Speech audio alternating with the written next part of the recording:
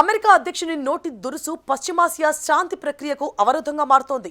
దివంగత supreme leader అంతిమ యాత్ర కొనసాగుతున్న సమయంలో ఇరాన్ ఉద్దేశించి ట్రంప్ చేసిన వ్యాఖ్యలపై తీవ్ర ఆగ్రహావేశాలు వ్యక్తమవుతున్నాయి. తాము తలుచుకుంటే ఇరాన్ను గంటల్లోపే సర్వనాశనం చేస్తామని హెచ్చరించారు. దీంతో ఖమేనీని హతమార్చినప్పటికీ ఆయన ఆలోచనలను అంతమొందించలేరని ఇరాన్ తీవ్ర స్థాయిలో హెచ్చరించింది. అదే సమయంలో హర్మూజ్లో ప్రయాణిస్తోన్న చమురు నౌకలపై దాడులకు పాల్పడింది. తమ ఆంక్షలను ధిక్కరించినందుకే దాడి చేశామని ఇరాన్ మీడియా సమర్థించుకుంది. ఓవైపు దివంగత supreme leader Ayatollah Ali Khamenei అంత్యక్రియల ఊరేగింపు కొనసాగుతుండగానే మరోవైపు అమెరికా ఇరాన్ మధ్య ఉద్రిక్తతలు కొనసాగుతున్నాయి. ఇరు దేశాల మధ్య యుద్ధం ముగింపు కోసం అవగాహన ఒప్పందం కుదిరిన హర్మూజ్ జలసంధిలో దాడులు పూర్తిస్థాయిలో తగ్గిపోలేదు. అమెరికా అధ్యక్షుడు డొనాల్డ్ ట్రంప్ రెచ్చగొట్టే మాటలు ఉద్రిక్తతలకు మరింత ఆజ్యం పోస్తున్నాయి. తాజాగా ఆయన ఇరాన్కు హెచ్చరికలు జారీ చేయటం అంతర్జాతీయంగా తీవ్ర దుమారం రేపుతోంది.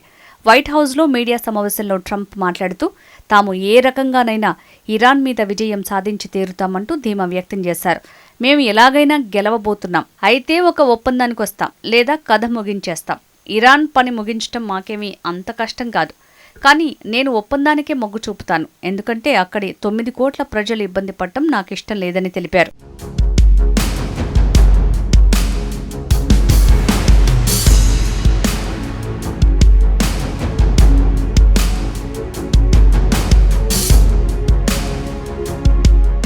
ఇరాన్ దగ్గర ఎట్టి పరిస్థితుల్లోనూ అణ్వాయుధాలు ఉండటానికి వీల్లేదని డొనాల్డ్ ట్రంప్ స్పష్టం చేశారు.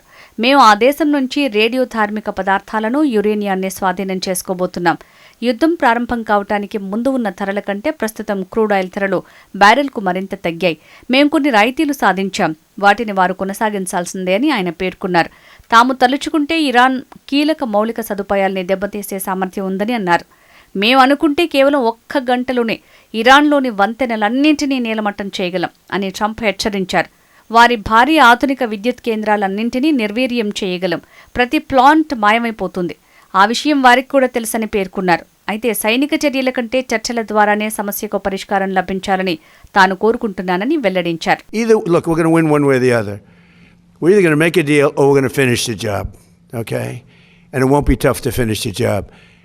I'd rather make a deal because I don't want to affect 91 million people. We can knock down their bridges in 1 hour.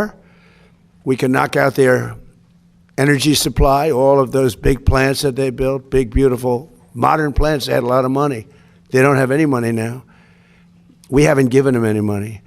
But we can knock out their electricity and power generating plants in, I would say, small part of an afternoon. Every plant will be gone, and they know that. అవసరమని పేర్కొన్నారు. సైనిక శక్తి ఉన్నప్పటికీ దౌత్యపరమైన చర్చల ద్వారానే సమస్యను పరిష్కరించాలని America భావిస్తోందని Trump సంకేతాలు ఇచ్చారు.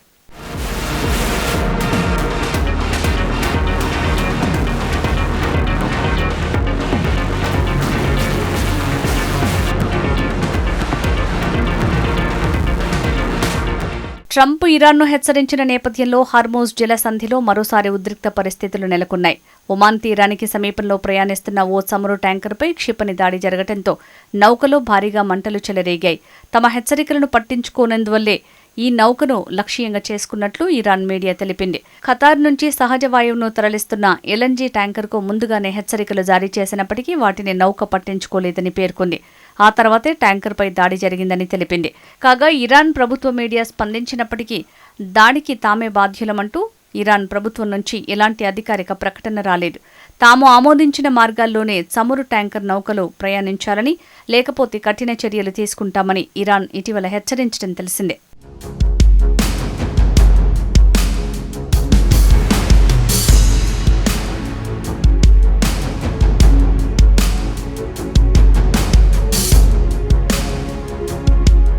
సుప్రీం నేత అలీ ఖమేనీ అంత్యక్రియలు కొనసాగుతున్న వేళ హర్మూజ్లో ఈ దాడి జరగటం అంతర్జాతీయంగా ఆందోళనకు గురిచేస్తోంది. ప్రపంచ చమురు, సహజ వాయువు రవాణాలో కీలకమైన ఈ సముద్ర మార్గంలో భద్రతా పరిస్థితులపై మళ్లీ సందేహాలు వ్యక్తమవుతున్నాయి. ఇరాన్ ముఖ్య నగరాల మీదుగా కొనసాగుతున్న అంతిమయాత్రలో నల్లని దుస్తులు ధరించి వచ్చిన లక్షలాది మంది ప్రజలు పాల్గొంటున్నారు.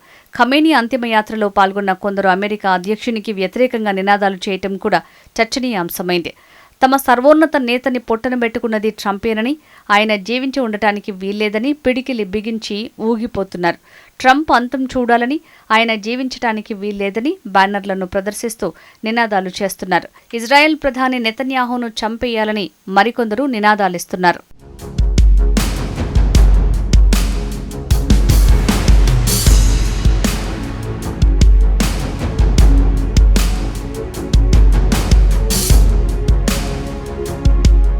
ఖమేనీ భౌతిక కాయాన్ని షియా మతపరమైన కేంద్రంగా పేరొందిన ఖోమ్ నగరానికి తరలించారు. జమ్ ఖరాన్ మసీదు వద్ద లక్షలాది మంది ఆయనకు నివాళులర్పించారు. అంత్యక్రియల సందర్భంగా ఖమేనీ చిత్రాలతో పాటు ఆయన కుమారుడు, కొత్త సుప్రీం లీడర్గా బాధ్యతలు చేపట్టిన అయతుల్లా మొజ్దాబా ఖమేనీ చిత్రాలతో కూడిన బ్యానర్లు, పోస్టర్లు ప్రదర్శించారు. అయితే మొజ్దాబా ఖమేనీ ఇప్పటివరకు ప్రజల ముందుకు రాలేదు. తన తండ్రిపై జరిగిన వైమానిక దాడిలో ఆయన కూడా గాయపడినట్టు ప్రచారం జరుగుతుండటంతో భద్రతా కారణాల దృష్ట్యా అజ్ఞాతంలో ఉన్నారు. 2020లో ఐఆర్జీసీ జనరల్ ఖాసెం సొలేమనీ అంత్యక్రియల ఊరేగింపులో దాదాపు 10 లక్షల మందికి పైగా పాల్గొనటం ఒక రికార్డు. ఇప్పుడు అంతకంటే ఎక్కువ మందే కనిపిస్తున్నారు. ఖమేనీ పార్థివ దేహాన్ని, ఆయన కుటుంబీకుల మృతదేహాల శవపేటికలను ఒక వాహనంలో ఉంచి ఊరేగింపుగా తీసుకువెళ్తున్నారు.